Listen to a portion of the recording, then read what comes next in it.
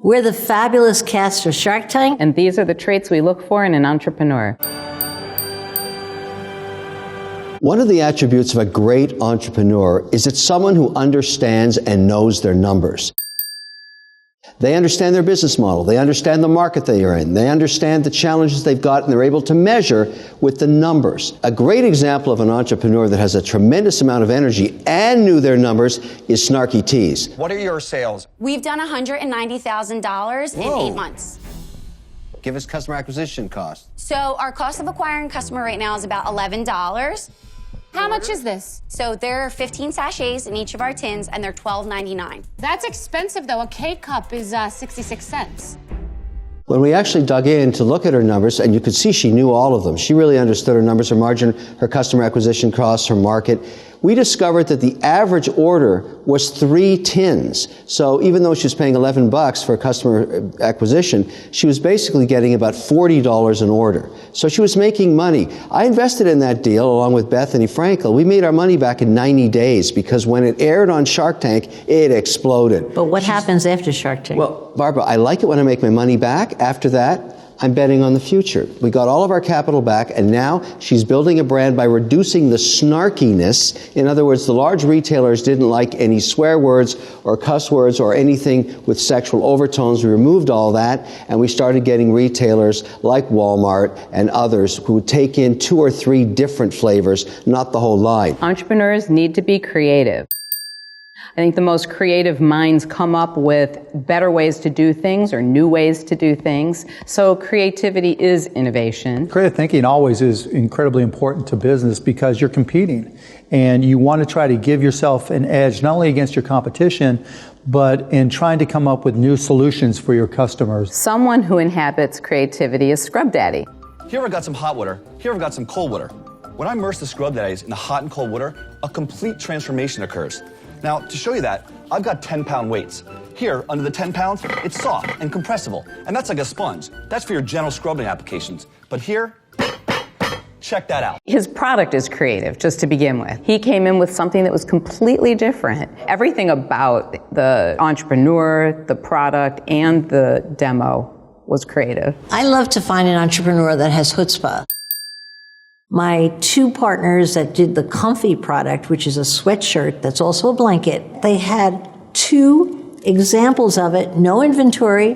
They didn't know their numbers, but they had the courage to sit there and pitch as though they had gold. And on something about those guys, I said, I'm not sure I get the product, but I went for it. All you want is to be warm and cozy, you know, comfy. Well, that's exactly what the Comfy is designed to solve. Because it's a blanket, it's perfect for lounging around the house in total luxury.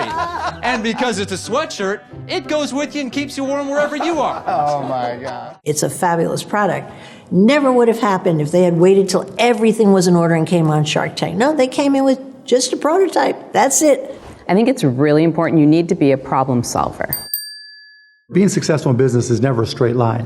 You know, if it were easy and we start a business, then you're immediately successful or eventually even successful, then everybody would do it. It never works like that. There are always problems, there are always challenges, and you have to figure out how to solve them or you go out of business. Let's take a look at Drop Stop. Your crack problems are over. Car seat crack, that is. Introducing Drop Stop, the first of its kind, original, patented safety device designed to once and for all block that pesky yet ever so dangerous gap between your car seat and center console. The built-in slot is designed to fit easily around the seatbelt catch like so. Mark was driving and he got distracted because his cell phone fell down into that crack. Mark the entrepreneur. Yeah, Mark the entrepreneur. Yeah, that's right. His phone fell down and he went to grab it and he almost hit a tree and a pedestrian. And he said, there's got to be a better way. Like, I'm going to figure out something that blocks that gap. And so they came up with Drop Stop, and they've done a phenomenal business. I think we're over 40 million in sales. So a successful entrepreneur also has the ability to motivate and work with others. Bubba Baker. This guy is a huge man in so many different ways. He's like your big uncle. He also has a big personality, but he also knows his ribs that are boneless, meaning the bones are actually pulled out of the rib. That is a patent on the product and the process, and he is an amazing motivator.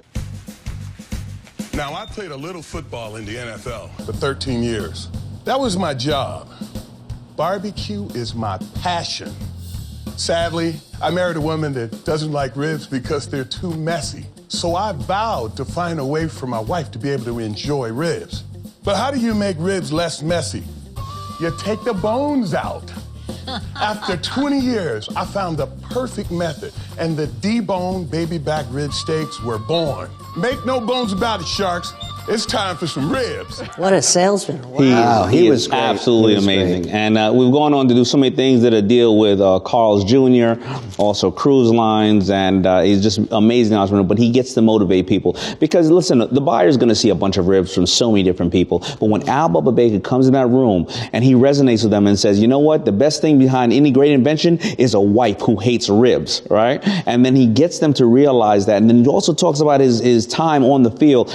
And then by the time it's over, he has them eaten out of his hands. He's a motivator. So you think motivation's the key to good salesmanship? Because that guy could sell you anything. I believe so. You got to motivate your team. Do you want your team coming to the office where they work for you or with you, and they're like, I don't want to be here. I hate what I'm doing. They're on Instagram the rest of the day. But if they're motivated and they feel like they're part of a movement, people want to feel part of a movement. They want to go out and brag about you when you're not around. Entrepreneurs need to be open to new perspectives and diverse opinions.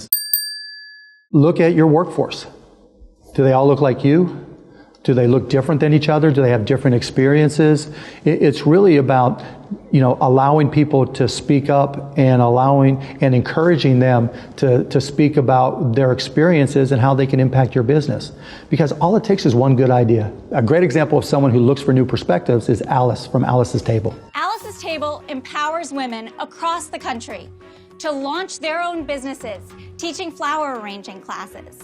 There are brilliant moms everywhere looking for flexible and creative ways to make money and lead in their communities. So Alice's Table was a deal that Sarah and Blakely and I did together. And what's unique about Alice is she goes out and uses flowers and events, an ever-growing number of opportunities to help women create their own businesses. And her business just keeps on growing and growing. If you are successful as an entrepreneur, you end up free, but the sacrifice is immense. You won't be hitting a lot of barbecues on the weekends, and you won't see anybody playing soccer if you have kids, because you're going to be working. I'm sure there's some ugly-looking cut-up sponges that Scrub Daddy put together. Dozens and dozens. One of my favorite sayings is, it doesn't matter how many times you fail. You only have to be right one time. And that's the beauty of being an entrepreneur. Every time you fail, you learn. But if you get it right one time, everybody calls you an overnight success, and you just smile all the way to the bank.